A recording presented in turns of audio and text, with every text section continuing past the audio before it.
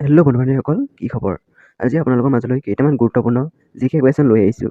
যিকেইটা কুৱেশ্যন আগন্তুক আছাম পুলিচ লগতে অন্য কিছুমান কম্পিটিটিভ এক্সামৰ বাবে সুবিধাজনক হ'ব। তো ব'লক তেন্তে আমি ভিডিঅ'টো আৰম্ভ কৰোঁ আৰু আপোনালোকে কিমানখিনি কুৱেশ্যন কৰিব পাৰে কমেণ্টত জনাব।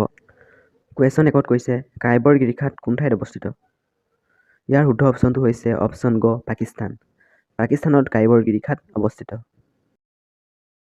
কুৱেশ্যন 2ত কৈছে ভাৰতৰ প্ৰথম গুৱাহাটীৰ পৰা ৰাষ্ট্ৰপতি কোন আছিল? ইয়াৰ শুদ্ধ অপশ্যনটো হৈছে অপশ্যন গ জাকিৰ হুছেইন। জাকিৰ হুছেইন ভাৰতৰ প্ৰথম গুৱাহাটীৰ পৰা ৰাষ্ট্ৰপতি হৈছিল। কুৱেশ্যন 3 সুধিছে ভাৰতৰ ৰাষ্ট্ৰপতিৰ কাৰ্যালয়ৰ নাম কি? ইয়াৰ শুদ্ধ অপশ্যনটো হৈছে অপশ্যন খ ৰাষ্ট্ৰপতি ভৱন। ৰাষ্ট্ৰপতি ভৱন হৈছে ভাৰতৰ ৰাষ্ট্ৰপতিৰ কাৰ্যালয়ৰ নাম। কুৱেশ্যন 4 সুধিছে ডেভিড স্কট আৰু কছাৰী ৰজা গোবিন্দ চন্দ্ৰৰ মাজত বদৰপুৰ চুক্তি কিমান চনত স্বাক্ষৰিত হৈছিল? ইয়াৰ শুদ্ধ অপশ্যনটো হৈছে অপশ্যন ঘ 1824 চনত।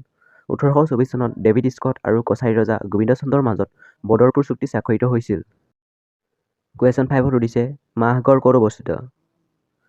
ইয়াৰ শুদ্ধ অপশ্যনটো হৈছে অপশ্যন ঘ বৰপেটা। বৰপেটাত মাহগড় অৱস্থিত। কুৱেশ্যন 6 সুধিছে অসমত চাহ প্ৰথমবাৰৰ বাবে কিমান চনত আৱিষ্কৃত হৈছিল? ইয়াৰ শুদ্ধ অপশ্যনটো হৈছে অপশ্যন খ 1823 চনত। 1823 চনত অসমত চাহ প্ৰথমবাৰৰ বাবে আৱিষ্কৃত হৈছিল। কুৱেশ্যন 7 সুধিছে ৰাম সৰস্বতীক মহাভাৰতৰ পদ অনুবাদ কৰিবলৈ কোনে অনুৰোধ জনাইছিল? ইয়াৰ শুদ্ধ অপশ্যনটো হৈছে অপশ্যন গ চিলাৰায়। চিলাৰায়ে ৰাম সৰস্বতীক মহাভাৰতৰ পদ অনুবাদ কৰিবলৈ অনুৰোধ জনাইছিল। কুৱেশ্যন 8 সুধিছে হয়গ্ৰীৱ মাধৱ মন্দিৰ কোনে পুনৰ নিৰ্মাণ কৰিছিল? ইয়াৰ শুদ্ধ অপশ্যনটো হৈছে অপশ্যন ক ৰঘুদেৱ। ৰঘুদেৱে হয়গ্ৰীৱ মাধৱ মন্দিৰটো পুনৰ নিৰ্মাণ কৰিছিল। কুৱেশ্যন 9 সুধিছে মাহগড়ৰ যুদ্ধ কিমান চনত সংঘটিত হৈছিল? ইয়াৰ শুদ্ধ অপশ্যনটো হৈছে অপশ্যন ক 1822 চনত। 1822 চনত মাহগড়ৰ যুদ্ধ সংঘটিত হৈছিল। কুৱেশ্যন 10 সুধিছে বাঁহ আৰু কাঠেৰে নিৰ্মাণ কৰা ৰংঘৰটো কোনে ইটাৰে সৈতে পুনৰ নিৰ্মাণ কৰিছিল? ইয়াৰ শুদ্ধ অপশ্যনটো হৈছে অপশ্যন খ প্ৰমত্ত সিংহ। প্ৰমত্ত সিংহৰ ৰাজত্ব কালতেই বাঁহ আৰু কাঠেৰে নিৰ্মাণ হোৱা ৰংঘৰটো ইটাৰে সৈতে পুনৰ নিৰ্মাণ কৰা হৈছিল। কুৱেশ্যন 11 সুধিছে খেন ৰাজবংশৰ প্ৰতিষ্ঠাপক কোন আছিল? ইয়াৰ শুদ্ধ অপশ্যনটো হৈছে অপশ্যন ক নীলধ্বজ। নীলধ্বজ হৈছে খেন ৰাজবংশৰ প্ৰতিষ্ঠাপক। কুৱেশ্যন 12 সুধিছে বাধা কাব্যৰ লেখক কোন? ইয়াৰ শুদ্ধ অপশ্যনটো হৈছে অপশ্যন গ ৰাম সৰস্বতী। ৰাম সৰস্বতী হৈছে বাধা কাব্যৰ লেখক। কুৱেশ্যন 13 সুধিছে চিলেট কোন চনত পূব পাকিস্তানলৈ স্থানান্তৰিত কৰা হৈছিল? ইয়াৰ শুদ্ধ অপশ্যনটো হৈছে অপশ্যন খ 1947 চনত। 1947 চনত চিলেট পূব পাকিস্তানলৈ স্থানান্তৰিত কৰা হৈছিল। কুৱেশ্যন 14 সুধিছে অসমৰ প্ৰথম শিক্ষামন্ত্ৰী কোন? ইয়াৰ শুদ্ধ অপশ্যনটো হৈছে অপশ্যন ক নলিনী ৰঞ্জন দত্ত। নলিনী ৰঞ্জন দত্ত হৈছে অসমৰ প্ৰথম শিক্ষামন্ত্ৰী। কুৱেশ্যন 15 সুধিছে চৰাইদেউ কিহৰ বাবে জনাজাত? ইয়াৰ শুদ্ধ অপশ্যনটো হৈছে অপশ্যন খ আহোম ৰাজবংশৰ সমাধিক্ষেত্ৰ। চৰাইদেউ আছিল আহোম ৰাজবংশৰ সমাধিক্ষেত্ৰ।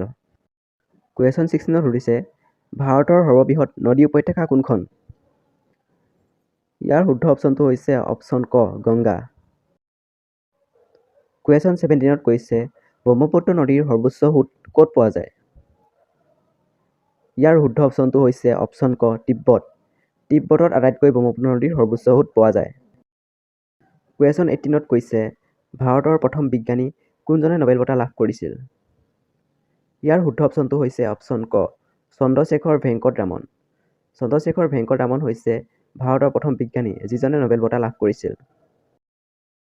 কুৱেশ্যন 19 কৈছে অসমৰ কোনখন চহৰক পাহাৰৰ ৰাণী বুলি কোৱা হয়? ইয়াৰ শুদ্ধ অপশ্যনটো হৈছে অপশ্যন খ শ্বিলং। শ্বিলঙক অসমৰ পাহাৰৰ ৰাণী বুলি কোৱা হয়। কুৱেশ্যন 20 সুধিছে ভাৰতৰ প্ৰথম চন্দ্ৰাভিযানৰ নাম কি আছিল? ইয়াৰ শুদ্ধ অপশ্যনটো হৈছে অপশ্যন ক চন্দ্ৰায়ন 1। চন্দ্ৰায়ন 1 হৈছে ভাৰতৰ প্ৰথম চন্দ্ৰাভিযান। চ' আজিলৈ ইমানখিনি প্ৰশ্নই আছিল। আপোনালোকে কিমানখিনি শুদ্ধ কৰিলে কমেণ্টত জনাব আৰু এনেকুৱা ভিডিঅ' পাই থাকিবলৈ আমাৰ চেনেলটো ছাবস্ক্ৰাইব কৰিব। লগ পাম অন্য এটা ভিডিঅ'ত। তেনেহ'লে বাই।